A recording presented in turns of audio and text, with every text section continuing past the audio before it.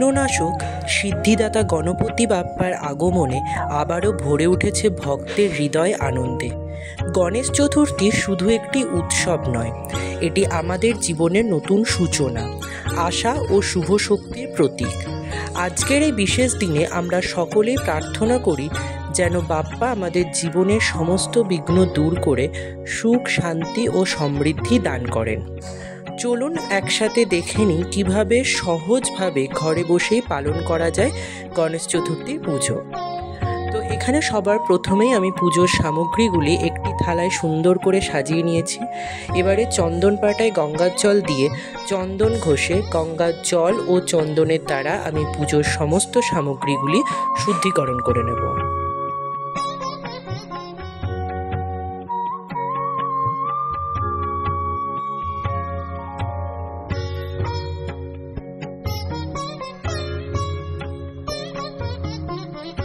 পুজোর সামগ্রী শুদ্ধিকরণ করা হয়ে গেলে এবারে হাতে গঙ্গার জল নিয়ে 3 বার নমো বিষ্ণু বলে আমি নিজের আচমনটি সেরে নেব।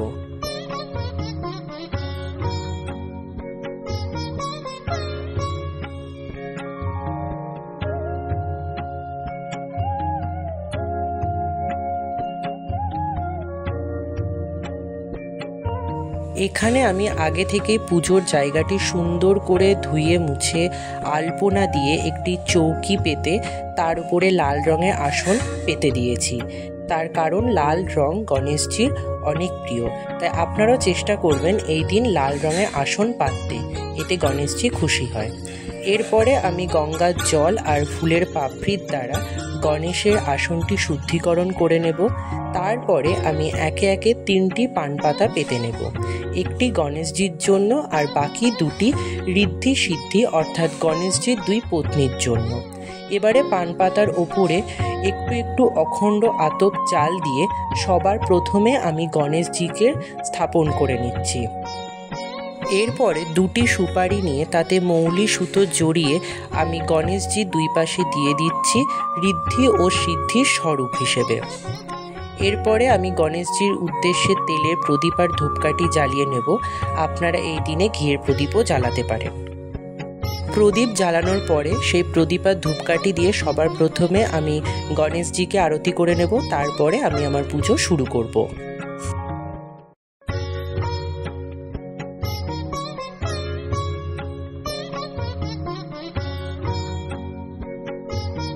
আমার কাছে যে বিগ্রহটি রয়েছে সেটি যেহেতু মাটির বিগ্রহ, তাই আমি সরাসরি এখানে অভিষেক করতে পারবো না, কিন্তু যে কোনো পুজোর আগে অভিষেক করাতে হয়। তার জন্য চিত্রপটে পুজো করলে যেভাবে আমরা অভিষেক করি সেইভাবে আমি এখানে অভিষেক করব। তার জন্য আমি গণেশজির সামনে একটি পাত্র রেখে তাতে চন্দনের ফোঁটা দিয়ে তাতে ফুল দিয়ে আমি গণেশজিকে আহ্বান করে নিয়েছি। এরপরে আমি আগে থেকেই পঞ্চামৃত বানিয়ে রেখেছিলাম, অর্থাৎ দুধ, দই, ঘি, মধু, শর্করা, সেটি একটি শঙ্খের মধ্যে নিয়ে তাতে লাল ফুল দিয়ে আমি গণেশজির উদ্দেশ্যে 3 বার করে বা 5 বার করে আপনাদের যেমন ইচ্ছা সেইভাবে ঘুরিয়ে সেই পঞ্চামৃত দিয়ে আমি একে একে গণেশজির অভিষেক করিয়ে নেব। পঞ্চামৃত অভিষেকের পর এবারে ফুল দিয়েও অভিষেক করে নেব।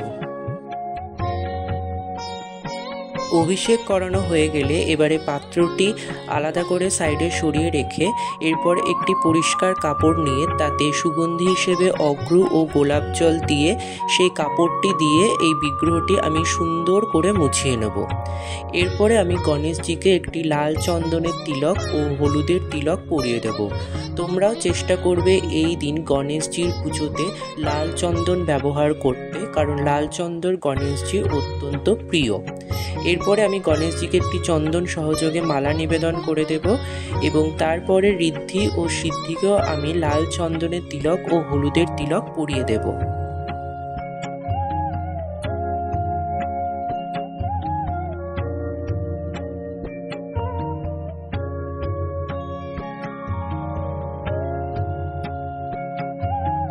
এরপরে বস্ত্রস্বরূপ একটি মৌলি সুতো ও পৈতে আমি গণেশজিকে নিবেদন করে দেব।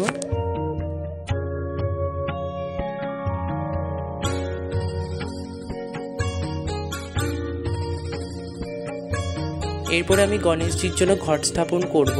তার জন্য ঘট স্থাপনের জায়গাটি সুন্দর করে পরিষ্কার করে আমি আলপনা দিয়ে নিয়েছি।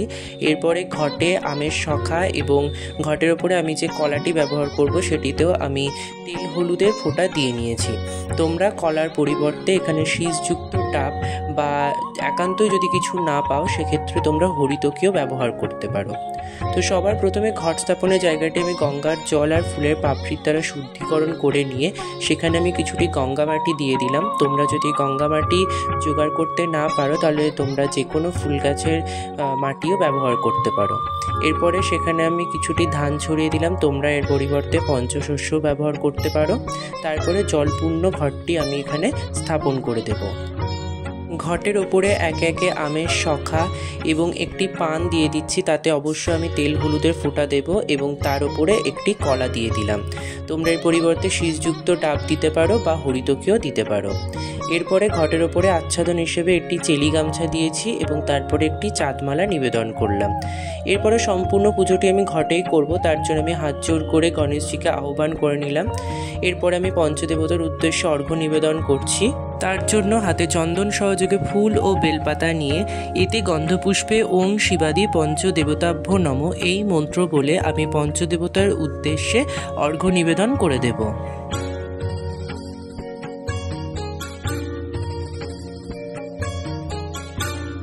এরপরে জলপূর্ণ জলশঙ্খ আমি গণেশজির সামনে স্থাপন করে দেব। এরপরে আমি লাল চন্দন সহযোগে লাল ফুল গণেশজির চরণে নিবেদন করে দেব। মনে করা হয় আজকের দিনে ভগবান গণেশকে লাল ফুল নিবেদন করা অত্যন্ত শুভ, কারণ লাল ফুল গণেশজির অত্যন্ত প্রিয়। তাই তোমরা এই দিন অবশ্যই যত বেশি সংখ্যক লাল ফুল চেষ্টা করবে গণেশজিকে নিবেদন করার। এরপরে আমি ঋদ্ধি সিদ্ধিরও পুজো করে নেব। তবে এই প্রসঙ্গে বলে রাখি, তোমরা এই যে ঋদ্ধি সিদ্ধির স্বরূপ যে পান সুপারি দুটো রাখবে সেই দুটো তোমরা পুজোর পরে সারা বছর তোমাদের ঠাকুর ঘরে বা ক্যাশ বাক্সে রেখে দিতে পারো। যারা আগের বছর পুজো করেছিলে তারা সেটি বদলে এই নতুন পান সুপারি দুটো রাখতে পারো। এরপরে আমি 21টি করে দুব্বার কাঠ আমি গণেশজির চরণে আর মস্তকে নিবেদন করে দিলাম।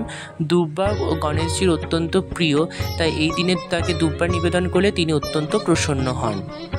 এরপরে আমি পুষ্পাঞ্জলি দিয়ে নেব, তাই হাতে লাল চন্দন সহযোগে ফুল ও বেলপাতা নিয়ে এসো সচন্দন বিল্লপত্র পুষ্পাঞ্জলি নম গণেশায় নম এই মন্ত্র বলে আমি প্রথমবার পুষ্পাঞ্জলি দিয়ে নেব।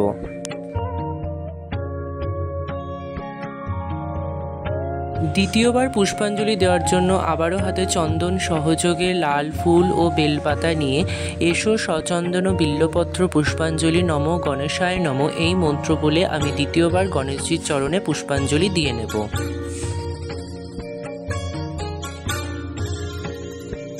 তৃতীয়বার পুষ্পাঞ্জলি দেব, তার জন্য আবারও হাতে চন্দন সহযোগে ফুল ও বেলপাতা নিয়ে এসো সচন্দন বিল্লপত্র পুষ্পাঞ্জলি নম গণেশায় নম এই মন্ত্র বলে আমি তৃতীয়বারও পুষ্পাঞ্জলি দিয়ে নেব।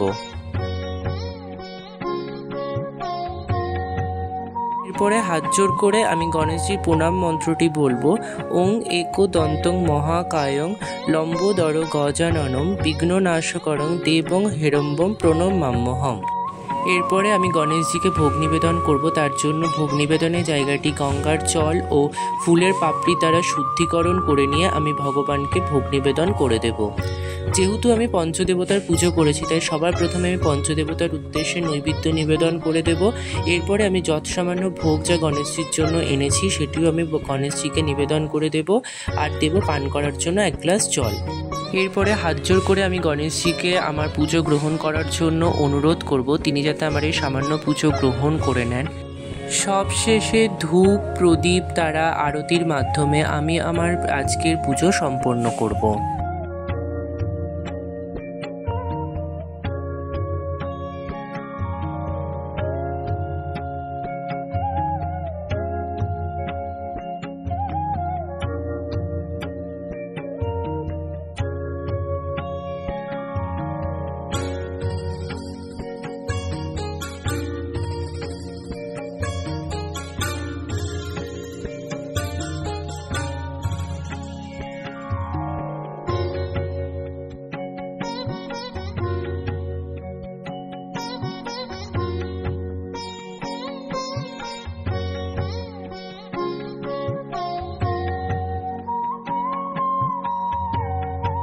আজকের দিনে গণেশজিকে কিছু মঙ্গল সামগ্রী নিবেদন করা খুবই শুভ হয়, যাতে আপনার সংসারের সমস্ত সুখ শান্তি, আপনার জীবনের সুখ শান্তি বজায় থাকে। তার জন্য একটি পাত্রে আমি 3টি পান পাতা নিয়েছি, 3টি সুপারি নিয়েছি, একটি হলুদের কাঠ, হরিতকি ও একটি কাঁচা টাকা নিয়ে তাতে ফুল দিয়ে আমি গণেশজির চরণে সেটি নিবেদন করে দেব।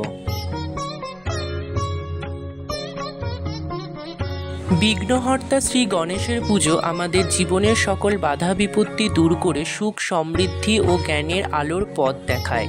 আজকের এই শুভ দিনে আমরা সবাই প্রার্থনা করি ভগবান গণেশ যেন প্রত্যেকের জীবনে শান্তি, ঐশ্বর্য আর আনন্দ নিয়ে আসেন। আপনাদের জীবন হোক গণপতির কৃপায় শুভময় ও সফলতায় ভরপুর। আর যদি আমার এই ভিডিওটি ভালো লাগে তবে অবশ্যই লাইক, কমেন্ট আর চ্যানেলটি সাবস্ক্রাইব করতে ভুলবেন না। আপনাদের সমর্থন আমাদের আরও ভক্তিমূলক ভিডিও বানাতে অনুপ্রেরণা দেয়। জয় শ্রী গণেশ।